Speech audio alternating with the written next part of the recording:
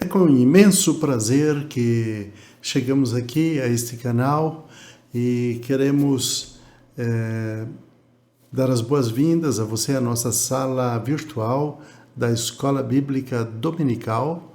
Para aqueles que ainda não me conhecem, eu sou o pastor Antônio Araújo, pastor auxiliar na Assembleia de Deus Missões em Dourados, Mato Grosso do Sul, igreja presidida pelo nosso querido pastor Marcos Marim Faria.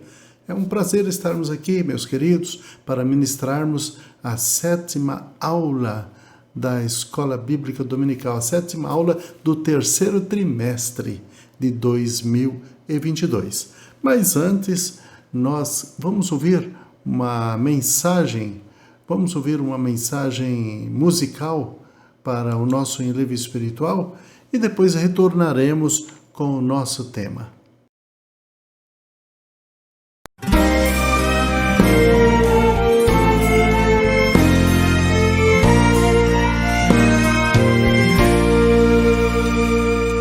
A palavra de Deus é para mim um tesouro sem igual em valor. Fala do amor de Deus, do amor que não tem fim, mais precioso do que ouro este amor. A palavra de Deus é doce mais que o mel, o que a toma pela fé há de ser fiel, porque Deus nos concedeu o Emanuel, rocha viva donde mana leite e mel, luz que guia pela senda da paz, alumia aos que em trevas estão, lâmpada que nos faz ver os atis de Satanás, e que brilha mesmo na escuridão. A palavra de Deus é doce mais que o mel, o que a toma pela fé há de ser fiel, porque Deus nos concedeu o Emanuel, rocha viva donde mana leite e mel, é um farol que sempre resplandeceu e que mostra o porto da salvação.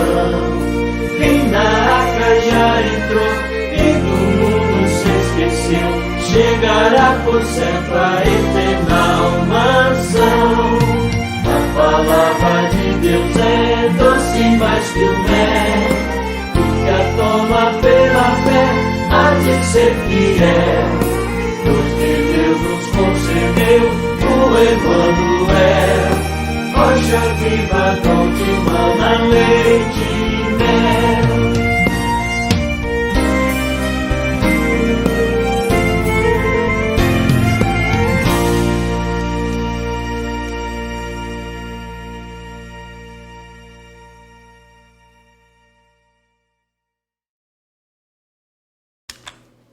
Acabamos de ouvir esta mensagem musical maravilhosa, inspiradora, né, que nos fala da palavra de Deus, que a palavra de Deus é realmente um tesouro, e nós temos um tema do trimestre que fala sobre os ataques contra a Igreja de Cristo. E nós estamos destacando dentro desta obra do pastor José Gonçalves, da cidade de Água Branca, no Piauí, que é o nosso escritor e comentarista da nossa aula bíblica dominical. Nós estamos focados na sutileza da relativização da Bíblia Sagrada, né? Então, o tema geral do trimestre é a sutileza de Satanás nesses dias que antecedem a volta de Cristo. Mas a aula de hoje, que é a 7ª aula do terceiro trimestre de 2022, o tema é a sutileza da relativização da Bíblia Sagrada. E nós temos esta aula subdividida em 4 partes, né? A Bíblia e o espírito desta era. E a segunda parte estaremos abordando sobre a Bíblia e o politicamente correto. Na terceira parte, estaremos falando sobre a Bíblia e o outro evangelho. Vocês vão entender no momento em que chegar ao comentário. E, finalmente, estaremos abordando, na quarta parte, a Bíblia sempre, atual Palavra de Deus. Muito bem. Então está aí o autor desta obra de ensino, Pastor José Gonçalves. E nós vamos então ao nosso tema, a sutileza da relativização da aula bíblica. Perdão, relativização da Bíblia. E nós temos aqui então o texto bíblico escolhido para o tema desta aula, certo? E o tema está na segunda carta de Paulo a Timóteo, capítulo 3, versículo 14 a 17. E deste texto nós tiramos aqui um texto áureo. O nosso texto áureo diz o seguinte: toda a escritura divinamente inspirada é proveitosa para ensinar, para redarguir, para corrigir e para instruir em justiça. Segunda carta de Paulo a Timóteo 3,16. E a nossa verdade prática, que é o resumo de toda a nossa aula está sintetizada em duas frases aqui na verdade prática. A Bíblia é a inspirada, a inerrante e a infalível Palavra de Deus. Por isso, meus queridos, não podemos relativizá-la. Não podemos relativizar. Então, a nossa leitura bíblica, nós encontramos na segunda carta de Paulo a Timóteo, capítulo 3, versículo 14 ao 17. Então vamos ler. Abra sua Bíblia aí. Você tem uma Bíblia? Você pode ter uma Bíblia física, de papel, um livro, ou você pode ter a Bíblia digital.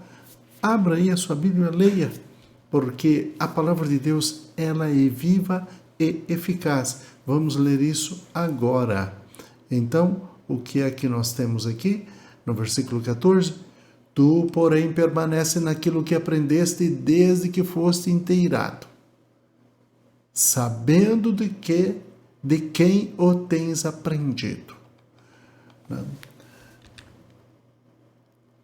E que, desde a tua meninice, sabes as sagradas letras que podem fazer-te sábio para a salvação pela fé que há em Cristo Jesus. E nós lemos toda a Escritura, divinamente inspirada e proveitosa para redarguir, para corrigir, para instruir em justiça. E nós temos ainda o versículo 17, onde nós lemos: para que o homem de Deus seja perfeito e perfeitamente instruído para toda boa obra. Muito bem. Então, dentro desta aula, nós temos 4 objetivos, 4 propósitos a alcançar.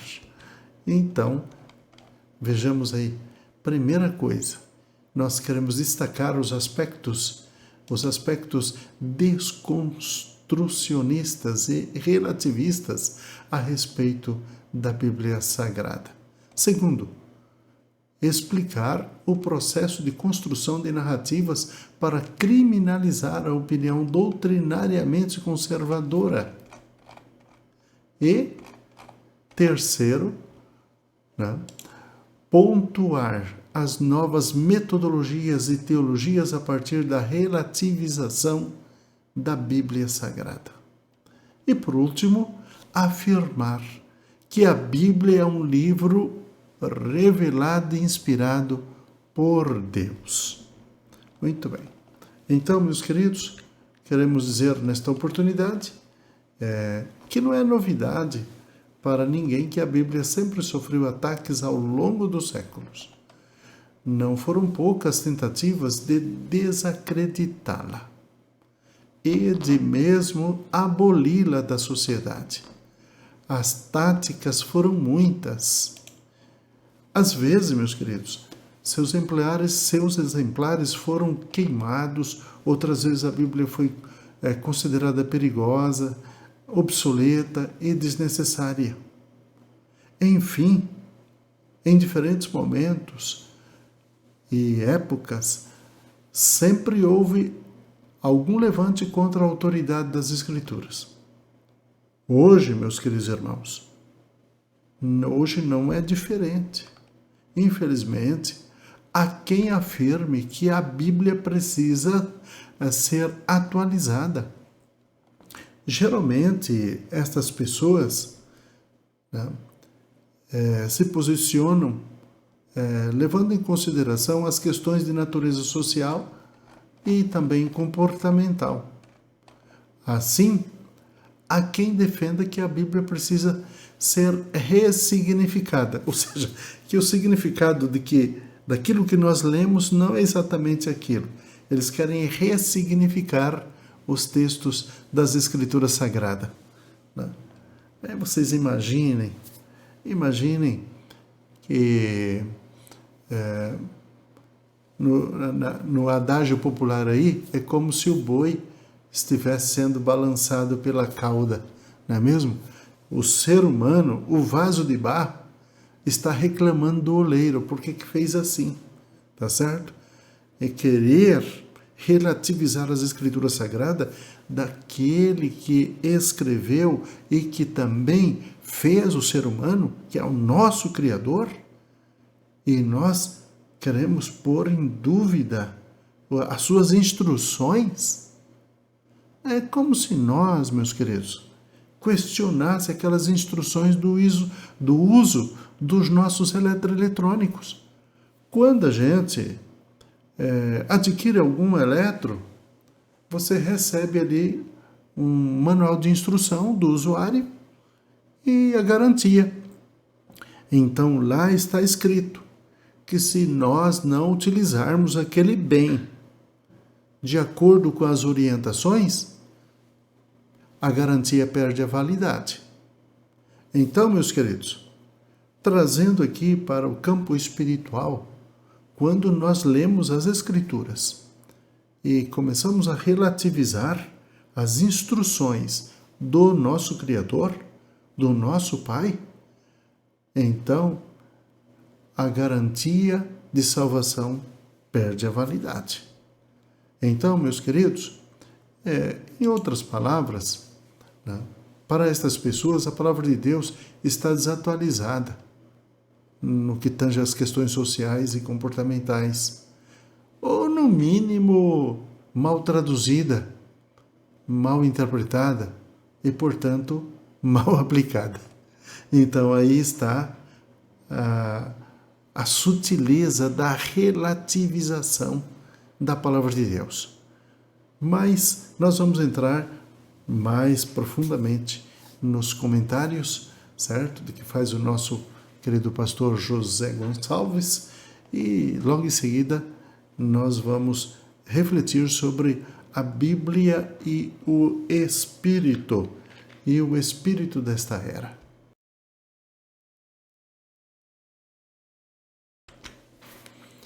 Então, meus queridos, retornando ao ensino da Palavra de Deus, dando continuidade ao tema a Bíblia e o Espírito desta era. Vamos então ouvir mais uma mensagem musical. Vamos ouvir o hino 499, a Santa Bíblia, a Santa Escritura.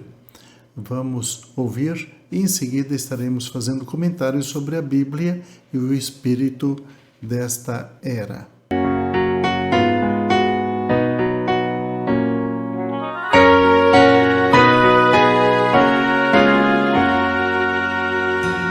Santa Bíblia para mim, eres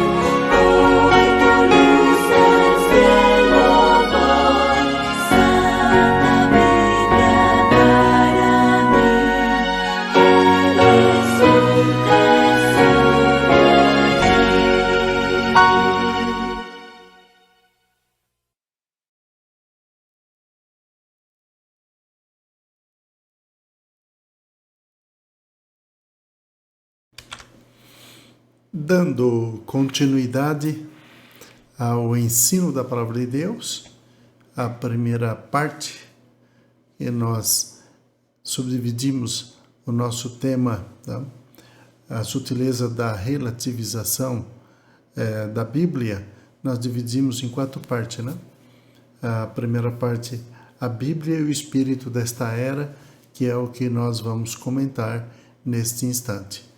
E essa parte está subdividida em 2 tópicos, a desconstrução, certo? E o relativismo. Então, no que tange, meus queridos, a desconstrução não é comum encontrarmos na literatura ou nas mídias sociais expressões como era do vazio, pós-verdade, o fim das certezas, cultura líquida ou ainda desconstrução. São formas diferentes para nomear o mesmo fenômeno cultural que impera na sociedade contemporânea, também denominado de pós-modernismo ou pós-moderno.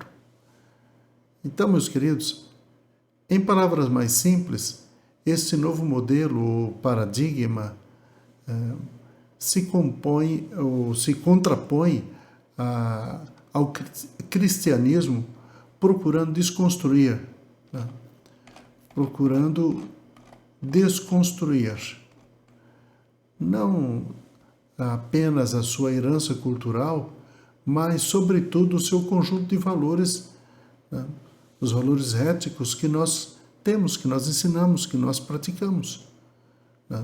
Os valores éticos, morais e espirituais, de acordo com os ensinos do apóstolo Paulo, na sua carta aos Romanos, no capítulo 12, versículo 2, onde nós lemos: bem sabemos que o juízo de Deus é segundo a verdade contra os que praticam tais coisas.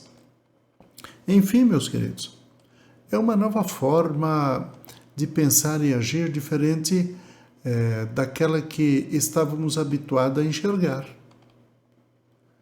As pessoas vão para a sala de aula e lá houve uma nova narrativa, a desconstrução daquilo que os pais ministram, ensinam nas suas casas, ou dão exemplos, né? A consequência disso, tudo é a relativização das Escrituras. Mas veja o que diz Isaías, no capítulo 5, versículo 20. Ai dos que o mal chamam bem, e ao bem mal.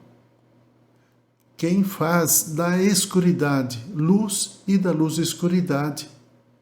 Põe o amargo por doce e o doce por amargo. Então, há 700 anos antes de Cristo, Isaías já escreveu isso. Ai de quem chama o bem mal e o mal chamam de bem. E quem fazem da luz escuridade, ou seja, fala da claridade e escuridão, né? E inverte os papéis. E o que é escuridão eles chamam de luz, né? Então, meus queridos, nós estamos vivendo nesses dias, certo? Da desconstrução da verdade, dos ensinos da Bíblia. Bom, com relação ao relativismo, dentro dessa nova ótica, dessa nova configuração, né, configuração cultural, o relativismo é inevitável. Não há valores perenes ou absolutos. Vocês sabem que estão relativizando tudo, o certo, o errado, né? Não há pessoas dizendo aí que pequenos furtos não é furto, aspas, e que não tem problema, que não precisa de punição, e que não precisa de corretivo.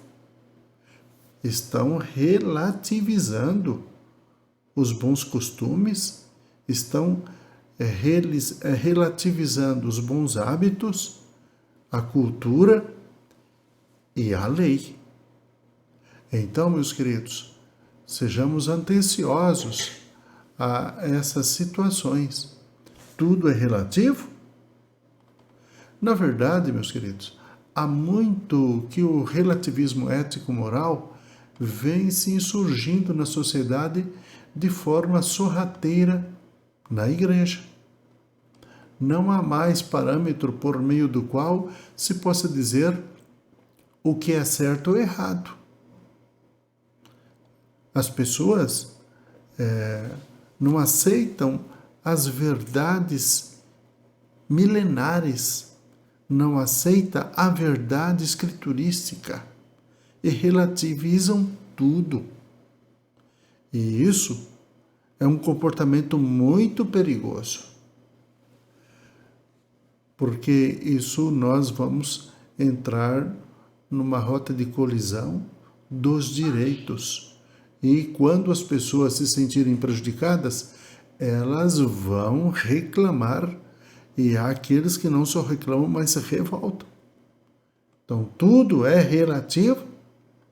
Isso significa dizer que qualquer julgamento depende do ponto de vista da pessoa. Então, a gente tem que ter um pouco mais de zelo, um pouco mais de cuidado. Por essa perspectiva, meus queridos, a Bíblia representa apenas mais um ponto de vista entre os outros. Só que a Bíblia não é um ponto de vista, não é uma opinião. Jesus Cristo é bem claro com respeito a isso. A sua palavra é a verdade. E ponto. Quando nós lemos em Hebreus, capítulo 13, versículo 8, o escritor aos Hebreus diz assim: Jesus Cristo é o mesmo ontem, hoje e eternamente. Porque Jesus Cristo é o Verbo de Deus. Não é isso que nós lemos lá no Evangelho de São João, no capítulo 1, versículo 1? Leia para você ver. Jesus Cristo é o Verbo. No princípio, era o Verbo.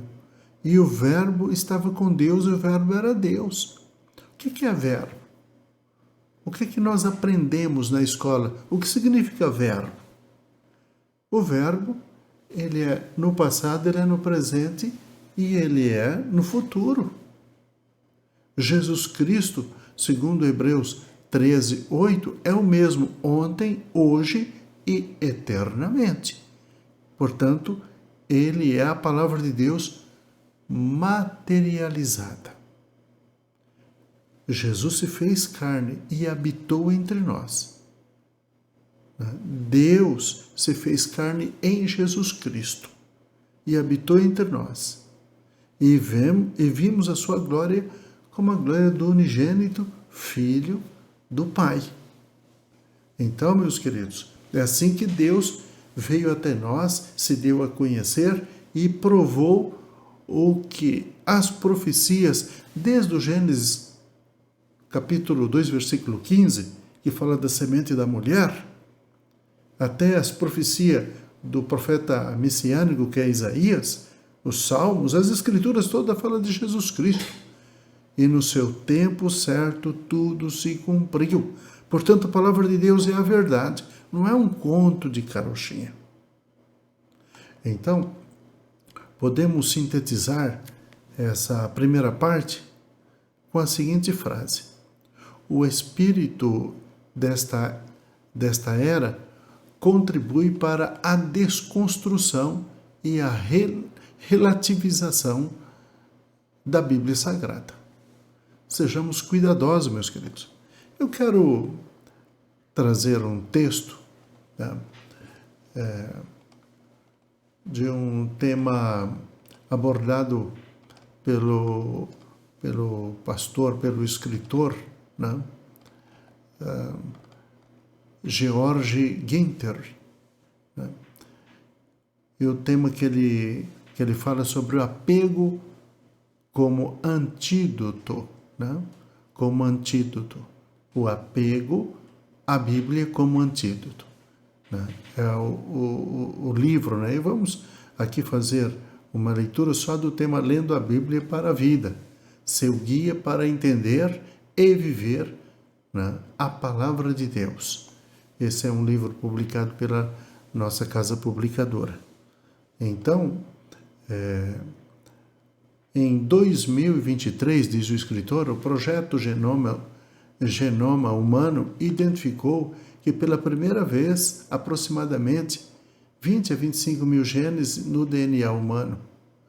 Do ponto de vista biológico, os genes determinam as características particulares de cada organismo. Deus é um grande engenheiro pelo fato de nos ter criado desta forma. Então, segundo o escritor Guinter, né, nossos genes determinam como vamos evoluir ou, alguns casos, decair conforme o andamento da nossa vida. Está tudo mapeado ali, né, no nosso DNA. A cor dos nossos olhos, nossa altura, até mesmo a propensão para certas doenças são exemplos como somos tecidos nos detalhes celulares no que diz respeito ao aspecto físico.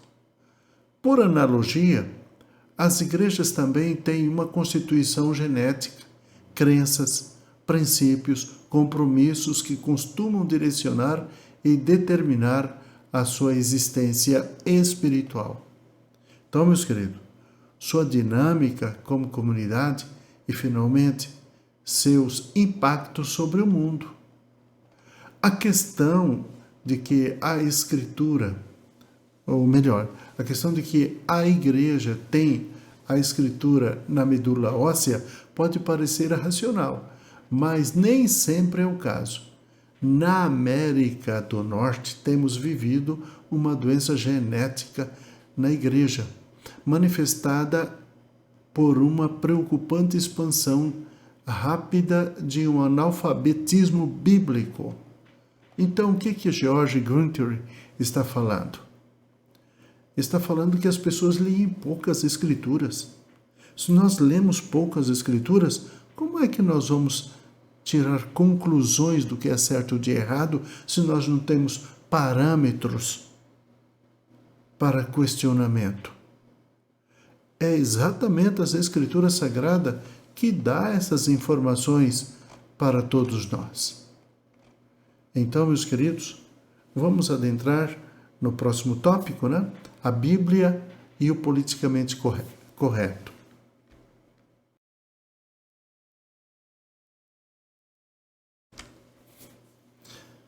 Então, dando continuidade à nossa aula bíblica, e como nós dissemos no início, né?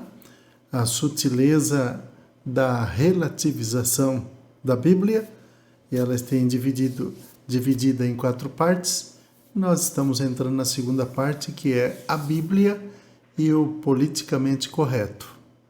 Esse tema, ele está subdividido, né, em 2 partes. Né? A criação de narrativas, né? É a primeira parte, e a criminalização da opinião. Então, dentro desse tema que nós vamos fazer os nossos comentários. Mas vamos ouvir mais uma música para a gente não se cansar, né? Então vamos ouvir uma música para a nossa reflexão. São as Santas Escrituras, né? 322 da Harpa Cristã. Vamos ouvir para o nosso enlevo espiritual, para a nossa reflexão.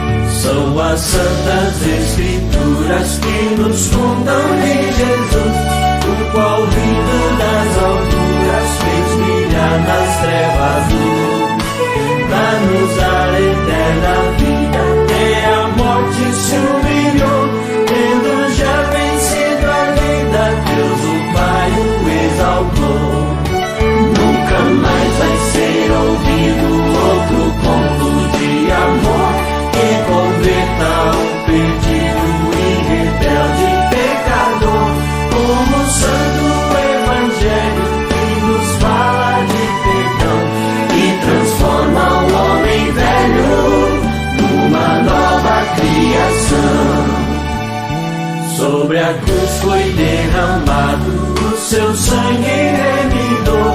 Uma lança transpassada foi o lado do Senhor.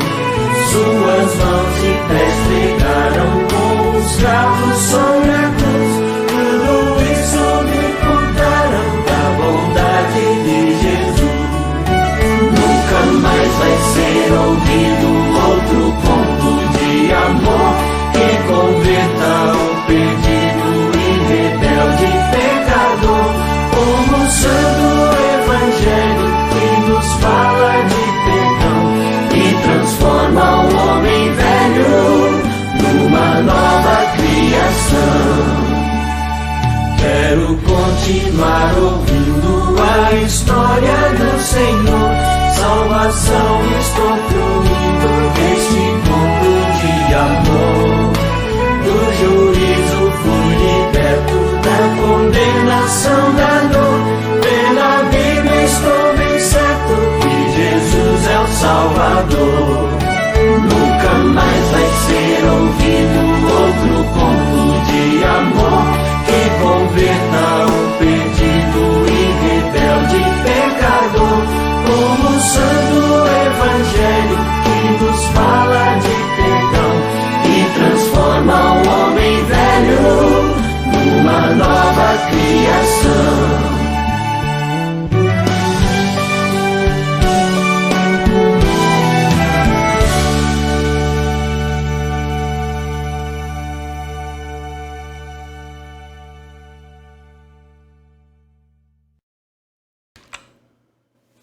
Então, meus queridos irmãos e internautas, nós estamos dando continuidade aqui na segunda parte, que nós temos a sutileza da relativização da Bíblia. Na segunda parte, nós temos a Bíblia e o politicamente correto. Então, vamos adentrar ao nosso tema. Depois, nós subdividimos a Bíblia e o politicamente correto, subdividindo em duas partes, que é a criação de uma narrativa e a criminalização da opinião. Então, dentro do foco da criação de narrativa, nós lemos nas Escrituras, no Salmos 11, versículo 3,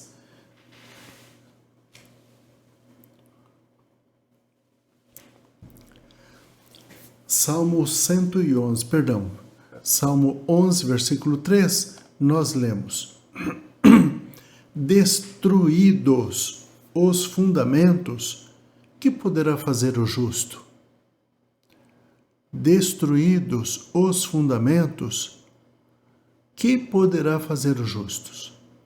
Então, meus queridos, claro, nós temos Deus, mas no raciocínio meramente humano, se estão destruindo os fundamentos da nossa vida espiritual, o que o justo pode fazer? Esse é um questionamento feito pelo salmista há milênios. Ele já questionou isso nos seus escritos. Então, meus queridos, nós temos Deus por nós. Por isso que nós estamos confiantes de que a igreja permanecerá. Com dificuldade ou não, ela vencerá e nós nos encontraremos com Jesus Cristo. Então, refletindo sobre esta pergunta do salmista, essa pergunta do salmista, ela ecoa também em nossos dias. Não é só lá há 3 milênios atrás, certo? Que isso tinha importância, essa reflexão tinha importância. Os fundamentos estão sendo derrubados, destruídos, né? É preciso, meus queridos, observar que isto não é um fenômeno aleatório, impensado, absolutamente. Né? Trata-se de uma narrativa ardilosamente construída com o fim de desconstruir os valores cristãos e substituí-los por outros. É aí que se cria uma narrativa ou história, né, para se chegar a esse fim. Surge o discurso do politicamente correto. Dentro deste modelo, então, criou-se uma nova moralidade, uma nova ética e, portanto, uma nova forma de dizer o que é certo e o que é errado. Por esse novo modelo, está correto se fazer aborto, né? Proibir a leitura da Bíblia em espaços públicos, né? Mas o que é que nós lemos na carta de Paulo, na segunda carta de Paulo a Timóteo, no capítulo 3, versículo 12 a 14? Ora, todos quantos querem viver piedosamente em Cristo Jesus serão perseguidos. Mas os homens perversos e impostores, né, irão de mal a pior, enganando e sendo enganados. Tu, porém, permanece naquilo que aprendestes e de que foste inteirado, sabendo de quem aprendeste. E nós temos aprendido de Cristo. Nós temos aprendido de Deus. Nós temos a nossa vida espiritual, nossa vida social, nossa vida familiar, tudo alicerçada nas Escrituras. Então, meus queridos, dentro desta narrativa do politicamente correto, não há espaço para a Bíblia.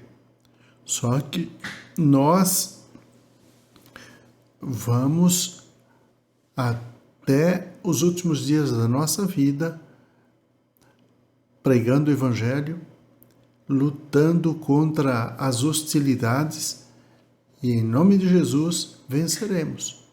Porque foi Jesus Cristo quem disse: no mundo tereis aflições, mas tende bom ânimo. Eu venci o mundo. Quer dizer, se Cristo venceu o mundo e nós estamos escondidos em Cristo, também somos vitoriosos. Muito bem. No que tange, queridos, a criminalização da opinião, né? Pensar diferente dessa nova narrativa, né? Que foi criada é estar sujeito à censura. Então nós não temos liberdade de divergir. É por isso, meus queridos, que o nosso presidente da República, ele defende essa pauta, né? Deus, pátria, família e liberdade. Porque nós não podemos prescindir disso, porque nós vivemos no Estado de Direito e vivemos também numa democracia. Qualquer um desses pilares forem retirados, então nós não estamos mais numa democracia. Mas nosso foco não é a política. Nós só fizemos menção, né, para compreendermos a criminalização da opinião. Quando for criminalizada a opinião, a gente não tem mais liberdade. Então nós não estamos vivendo o Estado de Direito, nós não estamos vivendo numa democracia. Na verdade, toda forma de pensar diferente dessa narrativa é criminalizada. Há, portanto, uma ditadura da opinião. Quem pensa diferente deve ser execrada e também, né, até punido. Né? E também punido. Né? É a ditadura do politicamente correto. Não há espaço para cristãos conservadores no politicamente correto. O cristianismo, que no Ocidente é cultura majoritária, está sendo banido para a periferia, né? Transformando-se numa contracultura. Mas nós lemos nas Escrituras, em Mateus capítulo 10, versículo 22, que diz: sereis odiados de todos por amor ao meu nome, por causa do meu nome. Né? Aquele, porém, que perseverar até o fim será salvo. Então, nós não vamos abrir mão da nossa fé. Podemos até ter a nossa liberdade cerceada, diminuída. Podemos até estar reclusos no nosso lar ou fora dele, em algum lugar. Mas nós nunca deixaremos de adorar a Deus no nosso interior, na nossa alma, no nosso intelecto, no nosso coração. Então, no mundo, né, todos vemos, né, no mundo todos vemos sites cristãos conservadores sendo censurados, banidos. Eu estou gravando aqui esse ensino da Palavra de Deus, mas ele nunca vai ter a prioridade da plataforma. Se a gente não se interessar por buscar o conhecimento, por buscar o vídeo, você não vai ser notificado. Então, aquelas pessoas que são cadastradas nesse canal, sempre busquem os vídeos atualizados do ensino da Palavra de Deus para que você tenha acesso complementar ao ensino da Palavra de Deus. Porque os sites cristãos conservadores são relegados ao segundo plano, quando não até tirado da rede social. Então, meus queridos, sintetizando, o comentário que fizemos sobre a Bíblia e o politicamente correto, dentro dos focos, a criação de uma narrativa e a criminalização da opinião, nós podemos sintetizar esse tópico na seguinte frase: há uma formação de narrativa a respeito da Bíblia para criminalizar a opinião ancorada nos antigos postulados da fé cristã. Então, queridos, vamos passar aqui para a parte 3 da nossa aula.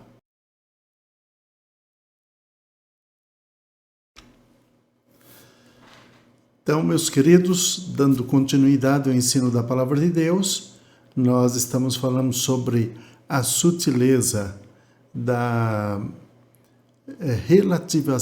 relativização da Bíblia, e estamos na parte 3, a Bíblia e o outro Evangelho.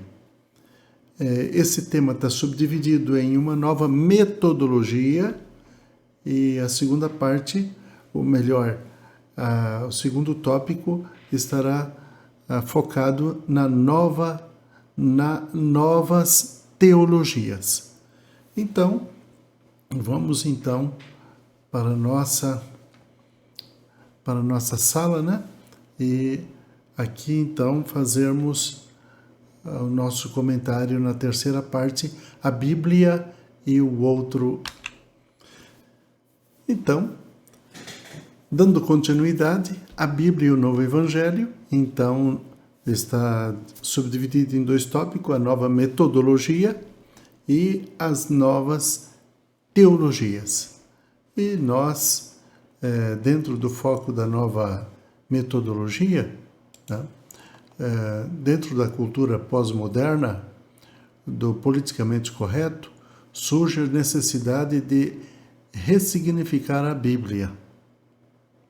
A Palavra de Deus precisa ser atualizada para que fale a mesma língua dentro da nova configuração cultural. Surge a necessidade de se criar uma nova metodologia no processo interpretativo do texto bíblico, uma nova hermenêutica nos cursos de teologia. É o que se pensa, porque não há como mudar essas coisas. Todavia, é o que as pessoas estão pretendendo fazer.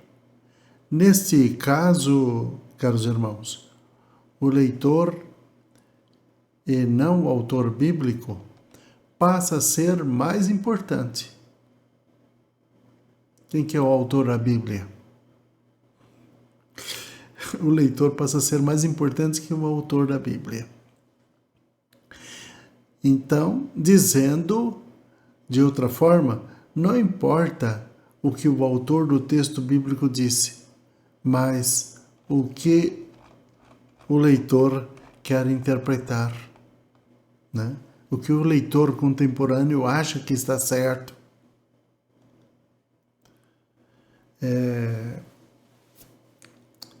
O conceito de ensino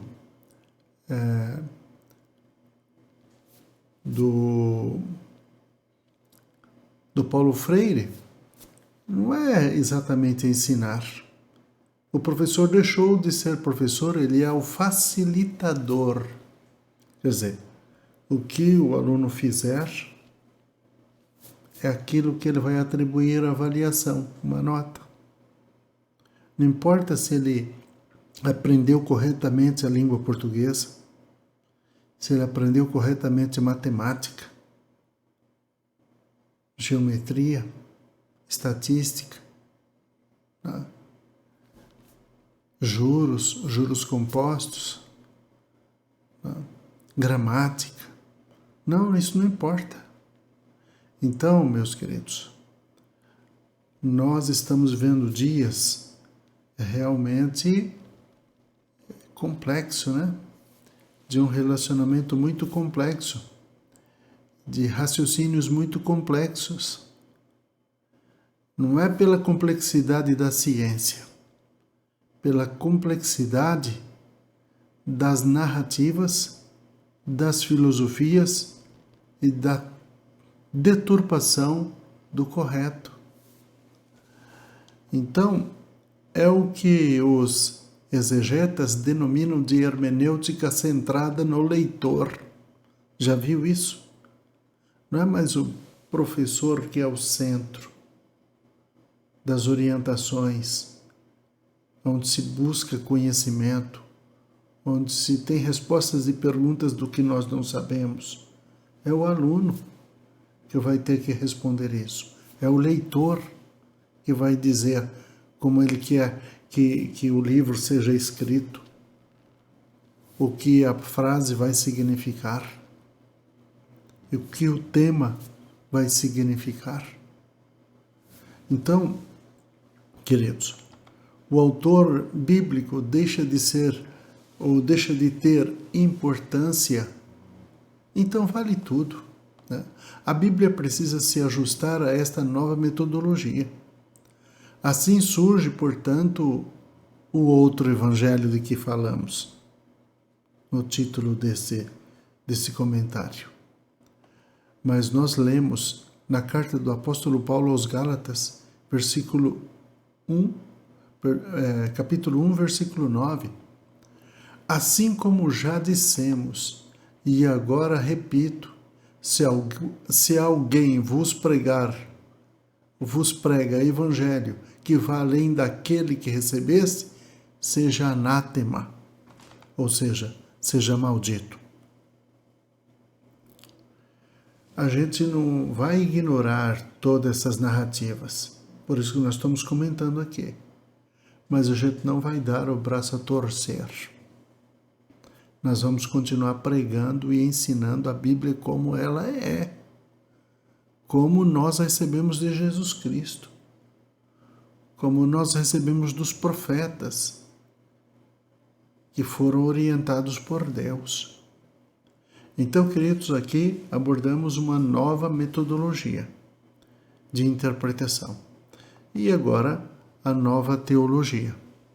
As novas teologias que já estão aparecendo por aí. Então, esse outro evangelho, meus queridos, também possui a sua própria teologia. todo texto bíblico passa por uma nova ressignificação. A Bíblia, portanto, deveria ser toda atualizada. Surge o Evangelho social. Como nós lemos em São João, capítulo 6, versículo 26.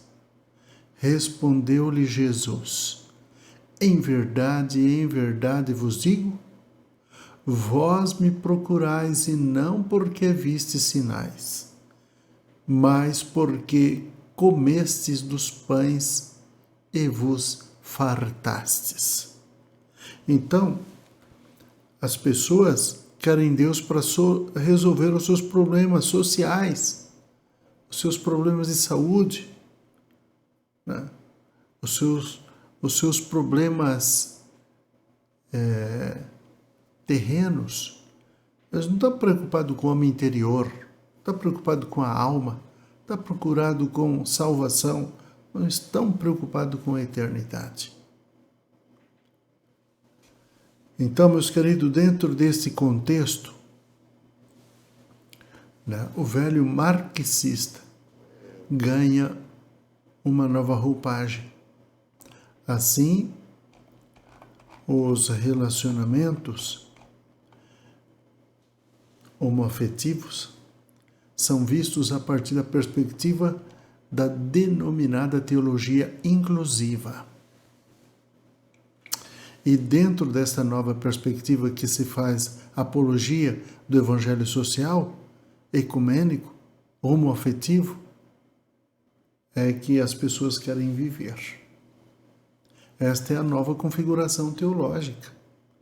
Qualquer pensamento que destoe desse sistema é considerado fascista, homofóbico, discurso de ódio, intolerância. Isso explica, meus queridos, a censura pública que muitos cristãos estão sofrendo. Então, concluindo essa parte 3, nós queremos sintetizar com a seguinte frase: o outro evangelho promove novas metodologias de leitura da Bíblia e, consequentemente, novas teologias e modismos. Não é coisa para nós, evidentemente. Não é coisa para cristão sincero.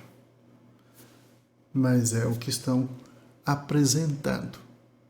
Tem até um candidato a presidente aí que diz que, caso ele seja eleito, ele vai chamar os pastores para dizer como é que eles vão pregar. O que vamos fazer, né, meus irmãos? Vamos orar por essas pessoas. Vamos colocar essas pessoas nas mãos de Deus. Deus sabe o que faz. Então, queridos, nós vamos entrar na quarta parte. Vamos pôr um ponto aqui e estaremos ouvindo, então, um louvor e depois estaremos vindo para a conclusão.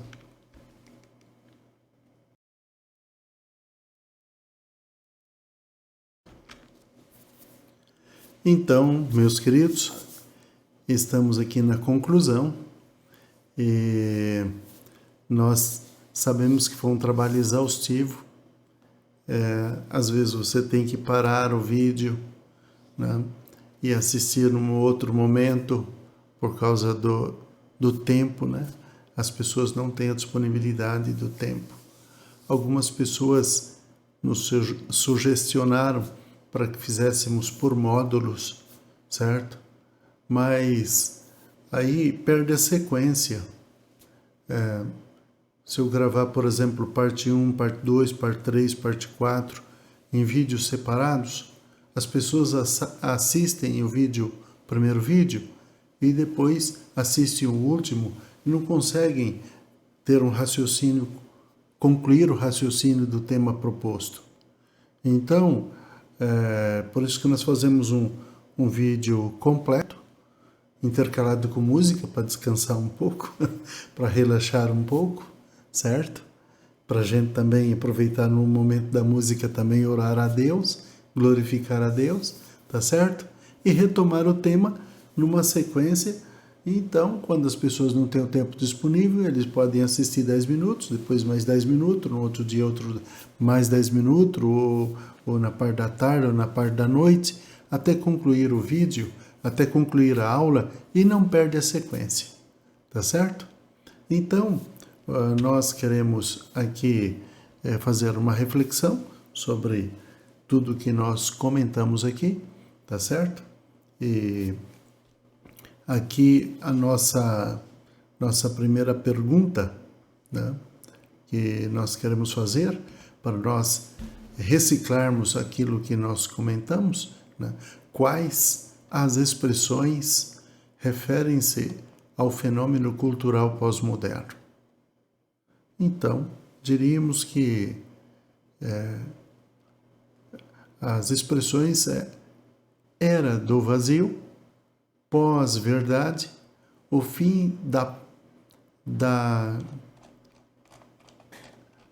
o fim das certezas, ou a era da incerteza, né? A cultura líquida, ou ainda desconstrução. Então, a segunda pergunta que faço para mim mesmo e respondo para a nossa reflexão é: o que caracteriza o relativismo? Então, o que é isso? Então, o relativismo, meus queridos, para o relativismo não há valores permanentes ou absolutos. Tudo é relativo. Terceira pergunta é: o que não há espaço na narrativa do politicamente correto? Então, dentro dessa narrativa, meus queridos, narrativa do politicamente correto, não há espaço para a Bíblia. E a Bíblia é contra a essas atitudes, a esse comportamento, essas coisas do politicamente correto.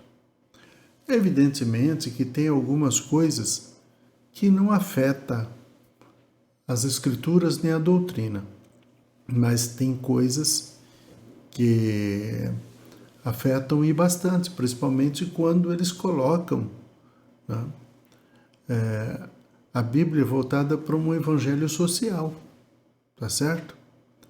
Aceitando relacionamentos ilícitos, aceitando o aborto, a poligamia, a pedofilia, entre outras coisas. Não criminalizando os roubos, os assaltos, certo? Mesmo que sejam pequenos. Isso daí, que é coisa do politicamente correto, a Bíblia nunca vai estar de acordo. Então, um contrapõe ao outro, certo? Politicamente correto. Em alguns aspectos, ou na maioria dos seus aspectos, conflitam com a Bíblia, e o que a Bíblia ensina também vai conflitar com eles, porque a Bíblia é a palavra de Deus, a Bíblia é a verdade, e ninguém vai aceitar que a Bíblia seja torcida, seja invertida, e que os valores sejam colocados numa escala diferente de que realmente eles são. Então, o que a Bíblia é para o cristão? Então, meus queridos, para nós, os cristãos, a Bíblia é um texto antigo com a mensagem atual. Última pergunta, para nós concluirmos, né? O que distingue a Bíblia de outras literaturas ou de outras obras literárias? A diferença é que a Bíblia, ela tem inspiração divina, enquanto as outras obras são de inspiração humana. A Bíblia é de inspiração divina, dada por Deus. O que não foi dado por Deus, foi inspirado por Deus. Porque no caso do Decálogo, isso foi dado por Deus. Então, meus queridos, aqui concluímos. nós queremos fazer um convite para você estar conosco neste domingo, né? Você tem aí a nossa agenda, né? E nós queremos, então, que você esteja conosco, né? Na aula bíblica da Escola Dominical. A nossa agenda está aí. Na segunda-feira nós tivemos aula de teologia. Na terça-feira, um culto de oração e ensino. E na quinta-feira, o culto das irmãs da União Feminina. E na sexta-feira, o ensaio da nossa orquestra, né? E no domingo, pela manhã, nós teremos ali às 8 horas a Escola Dominical dos Haitianos, em francês. Eles também em seguida farão um culto de adoração a Deus. E a nossa aula bíblica da Escola Dominical começa meia hora depois, às 8h30 da manhã. E ali estará o nosso professor Luiz Carlos Giovanni ministrando o ensino da Palavra de Deus nesse tema que nós temos abordado aqui nesta aula, né? E esperamos que esses comentários tenham contribuído para enriquecer o seu conhecimento teológico, seu conhecimento geral, né? De cultura geral, e que possa contribuir para despertar para a salvação, para despertar, para dar importância para as coisas eternas, para as coisas de Deus. E nós queremos, então, fazer esse convite. O nosso templo está ali na rua Rael Bonfacker, 2220, na Praça Pedro Rigotti, no centro da cidade de Dourados, Mato Grosso do Sul. Seja bem-vindo. Ali estará o nosso pastor Marcos Marim para recepcioná-lo com alegria. É um prazer receber todos vocês no Templo da Assembleia de Deus Missões. Concluindo, queremos abençoá-los dizendo que o amor de Deus, a graça do nosso Senhor e Salvador Jesus Cristo e a comunhão do Espírito Santo seja com você e com a sua família. Amém. Deus vos abençoe.